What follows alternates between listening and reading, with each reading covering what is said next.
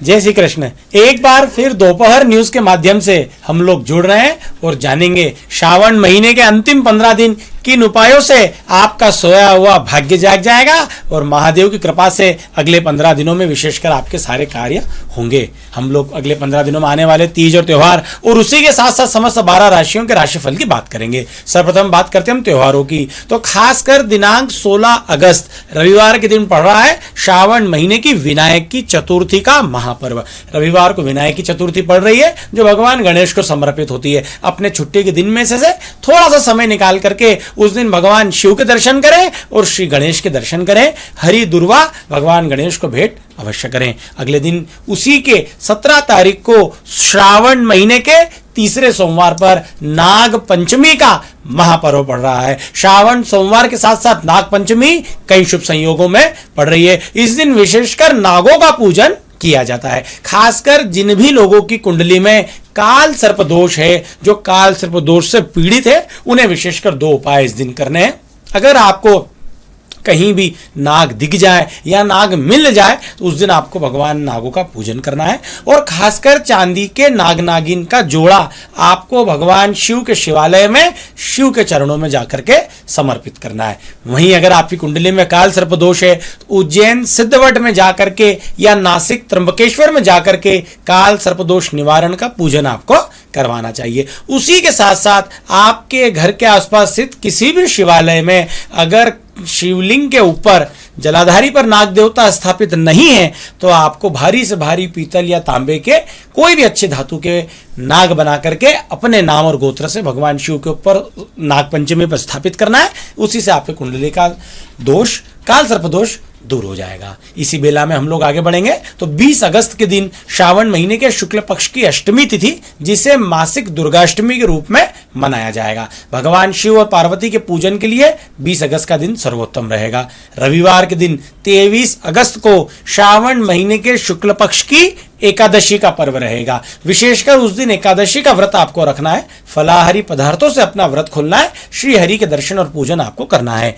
25 अगस्त को मंगलवार के दिन श्रावण महीने का प्रदोष, जिसे भोम प्रदोष कहा जाता है, भोम प्रदोष का व्रत मंगलवार को 25 अगस्त के दिन रहेगा। उस दिन प्रदोष का व्रत करें। भगवान शिव के दर्शन और पूजन के लिए अति उत्तम दिन रहेगा। और श्रावण महीने का अंतिम दिन दिनांक 28 अगस्त को शुक्रवार के दिन रक्षाबंधन का महापर्व रहेगा। उस दिन विशेषकर आपको श्रावण महीने के अपने व्रत का उद्यापन अवश्य करना चाहिए। पूर्णिमा का दिन रहेगा। सत्यनारायण भगवान की कथा करें और इस बार दिन भर ही बिना कोई बधरा के, बिना कोई ग्रहण के दिन भर ही राखी बांधने का शुभ मुहूर्त रहेगा।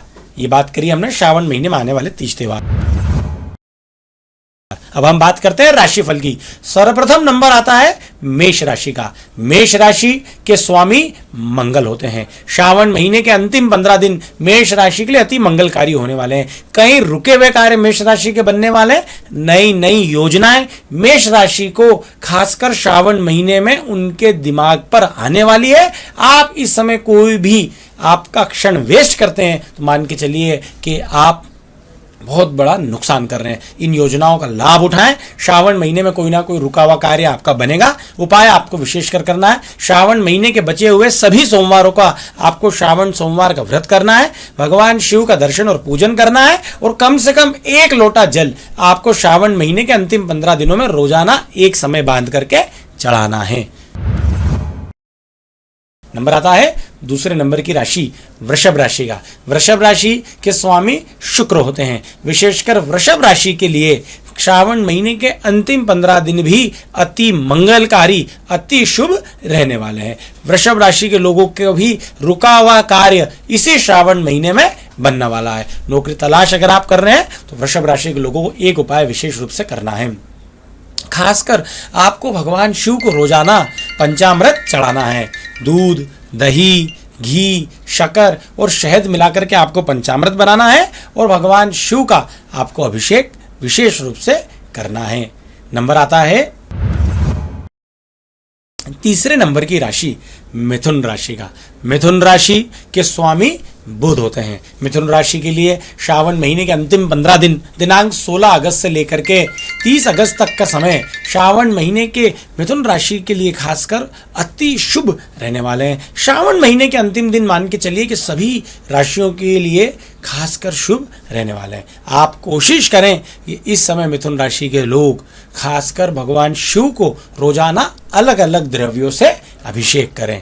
जैसे एक दिन आप दूध से भगवान शिव का अभिषेक करें, एक दिन दही से करें, घी से करें, शक्कर से करें, शहद से करें। भगवान शिव को भस्म अति प्रिय होती है, भस्म से भगवान शिव का अभिषेक करें। शुद्ध गंगा जल से, शुद्ध गुलाब जल से, इत्र से, गन्ने के रस से, सरसों के तेल से, अलग अलग फलों के रसों से रोजाना एक चीज से आपको भगवान शिव का अभिषेक करना है। और श्रावण महीने में आपको स्वयं अपना जीवन पॉजिटिव बदलावा देखेंगे। नंबर आता है चौथे नंबर की राशि कर्क राशि का। कर्क राशि के स्वामी चंद्रमा है। विशेषकर आपको श्रावण महीने में एक बात का विशेष रूप से ध्यान करना है, मन के कारक चंद्रमा होते हैं। चंद्रमा विशेषकर आपकी राशि के स्वामी भी है, तो हर सोमवार को आपको भगवान शिव को सफेद चीजें भेंट करनी है। दूध, दही, घी, शक्कर, ये सभी द्रव्य आपको भगवान शिव को हर सोमवार को चढ़ाना है। कर्क राशि के सारे रुके हुए कार्य इसी श्रावण महीने में बन जाएंगे। नंबर आता है पांचवें नंबर की राशि सिंह राशि का। सिंह राशि के स्वामी सूर्य होते हैं। शनिदेव के अढ़ैया सिंह राशि के ऊपर चल रही है। 2.5 साल के लिए जो शनि की दशा लगती है उसको शनिदेव की अढ़ैया कहा जाता है। उसी के साथ साथ शनि महाराज वक्रीय चल रहे हैं, तो सिंह राशि के लिए थोड़ा परेशानी का समय, मानसिक तनाव से भरा हुआ, ग्रह कलेश से जूझने वाला समय सिंह राशि के ऊपर चल रहा है। उपाय आपको करना है, कोशिश करें अपनी जिह्वा के ऊपर कंट्रोल करें, अपने गुस्से के ऊपर कंट्रोल करें, विशेषकर गाली गलौज करने से बचें और ऑफिस पॉलिटिक्स से आपको बचना चाहिए। एक उपाय आपको करना है, खासकर आपको श्रावण महीने के जितने शनिवार है, श्रावण महीने के शनिवार का व्रत करें शनिदेव के निमित्त, और श्रावण महीने के सोमवार का व्रत करें भगवान शिव के निमित्त। नंबर आता है छठे नंबर की राशि कन्या राशि का। कन्या राशि के स्वामी भी बुध होते हैं। पूरा 2026 और विशेषकर श्रावण महीना कन्या राशि के लिए अति शुभ रहने वाला है। कन्या राशि के जातक हमारे कहने से 2 उपाय आपको विशेष रूप से करना है। हर शुक्रवार के दिन आपको भगवान शिव को गन्ने के रस से अभिषेक करना है। गन्ने के रस से शुक्रवार के दिन अगर आप महादेव का अभिषेक करेंगे तो महालक्ष्मी की अनन्य कृपा आपके ऊपर होगी। कहीं ना कहीं से रुका हुआ पैसा आपको कहीं होगा, किसी को उधार दिया होगा, महालक्ष्मी की कृपा से, भगवान शिव की कृपा से इसी श्रावण महीने में आपको मिल जाएगा। नंबर आता है 7वें नंबर की राशि तुला राशि का। तुला राशि के स्वामी शुक्र होते हैं। श्रावण महीने के अंतिम 15 दिन तुला राशि के लिए मिले जुले रहने वाले हैं। विशेषकर 17 तारीख को जब नागपंचमी का महापर्व रहेगा, तुला राशि के लोगों को एक बात का विशेष ध्यान रखना है, अपने नाम और गोत्र से आप किसी भी शिवलिंग के ऊपर नाग देवता स्थापित करवाएं। भारी से भारी तांबे के, पीतल के सुंदर से नाग बना करके, जैसा आपका पॉकेट अलाउ करे वैसे आपको नाग देवता बना करके किसी भी शिवालय में नागपंचमी के दिन आपको भेंट करना है। तुला राशि का सोया हुआ भाग्य जाग जाएगा। केवल हमारे कहने मात्र से आपको एक उपाय इसी श्रावण महीने में करना है। नंबर आता है 8वें नंबर की राशि वृश्चिक राशि का। वृश्चिक राशि के स्वामी भी मंगल होते हैं। विशेषकर वृश्चिक राशि के लोगों के लिए श्रावण महीने के अंतिम 15 दिन मिले जुले रहने वाले हैं। किसी भी प्रकार की लड़ाई झगड़े में वृश्चिक राशि के लोग पड़ सकते हैं।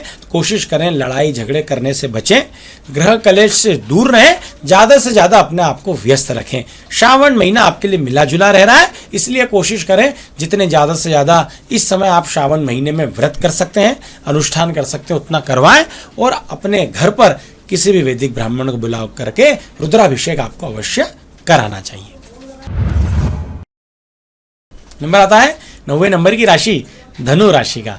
धनु राशि के स्वामी बृहस्पति होते हैं। शनिदेव की अढ़ैया धनु राशि के ऊपर चल रही है। 2.5 साल के लिए जब शनिदेव की दशा लगती है उसे अढ़ैया कहा जाता है।